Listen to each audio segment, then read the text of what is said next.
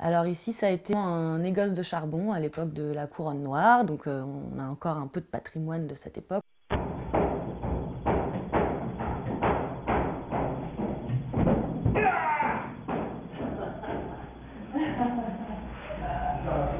Donc historiquement, il y avait une quinzaine de structures artistiques qui ont essayé de trouver un lieu dans lequel ils puissent faire un projet qui soit pérenne, dans lequel ils puissent investir, accueillir, avoir des équipements. Et ils cherchaient un lieu quand par la boîte aux lettres, Babette Martin, la présidente historique, a vu que c'était vide. Et avec l'aide de la mairie, donc c'était Jacques Ralit, le maire à l'époque, qui a écrit une lettre de soutien auprès du propriétaire, ils ont fait une demande de bail commercial. Et l'indivision a été d'accord de conclure un bail de 12 ans qu'on a renouvelé en 2015.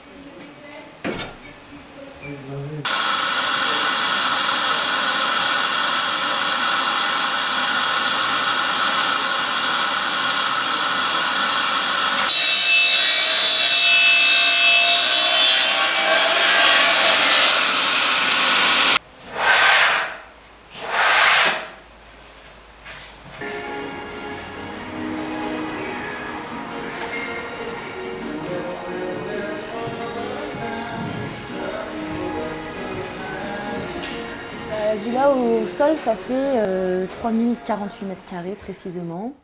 Donc on a le rez-de-chaussée sur la gauche et puis les étages, quand il y en a, sur la droite. On a en gris les espaces de stockage, parce que qui dit compagnie et artiste dit stockage. On a en blanc tous les ateliers, donc ça va de 9 mètres carrés à 200 en fonction des compagnies, de l'activité.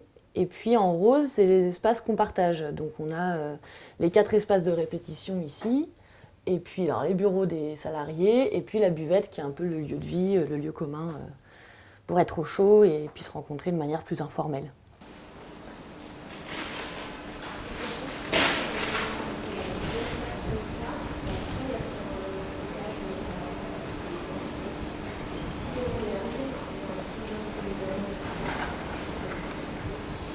Bon, et puis après tout, c'est pas grave, si elle est ronde pour toi, elle est ronde pour toi. Enfin, je veux dire, c'est pas grave. Mais elle est ronde, putain, elle est ronde. Elle est plate. Elle est ronde, putain, c'est une boule. D'accord. C'est une putain de boule, une sphère. C'est une sphère, qu'est-ce que tu me racontes? Elle est pas...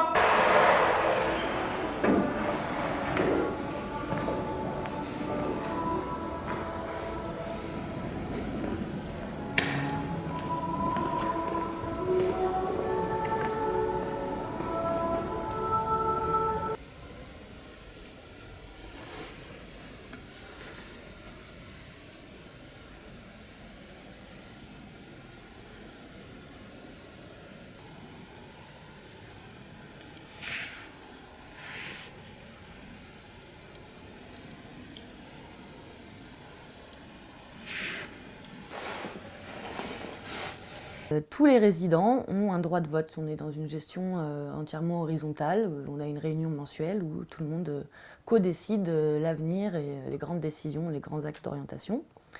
On est quand même une association loi 1901, donc on a effectivement un bureau, un responsable légal, un conseil d'administration qui est là en représentation des autres. Sur le modèle économique, on est à 70% d'autofinancement aujourd'hui. ce qui correspond quasiment à 90% au loyer de chacun. On a un loyer par métrage carré qui est reversé par les résidents permanents, qui porte vraiment toute la structure. Plus de la moitié de notre budget, c'est du fonctionnement, c'est juste payer le loyer, l'eau, l'électricité, les travaux, l'assurance, les imprimantes, etc. On a un tiers qui correspond aux salariés et puis un tiers qui correspond au soutien à la création ou l'achat de spectacles. Et puis, une fois par an, on demande le contrat de ville pour l'action culturelle que Garance coordonne, où les résidents co-dirigent artistiquement des ateliers artistiques ouverts à tous, gratuits. C'est une façon de s'implanter aussi territorialement et de partager. Voilà, et on fait une belle restitution pour la fête de la ville et des associations. Aubervilliers, toutes les structures qui sont venues s'installer étaient de base attachées à Aubervilliers. Ils venaient de la rue de la Gare, il y avait une histoire avec la ville tout court, donc ils cherchaient vraiment un lieu sur Aubervilliers. Et puis Jean Martin, qui était parmi les fondateurs, fan de jeux de mots, a trouvé celui-ci, Villa Médicis, pour dire qu'on va fabriquer de la culture, mais bien à Aubervilliers, et qu'on n'a pas besoin d'être snob pour être artiste. Voilà.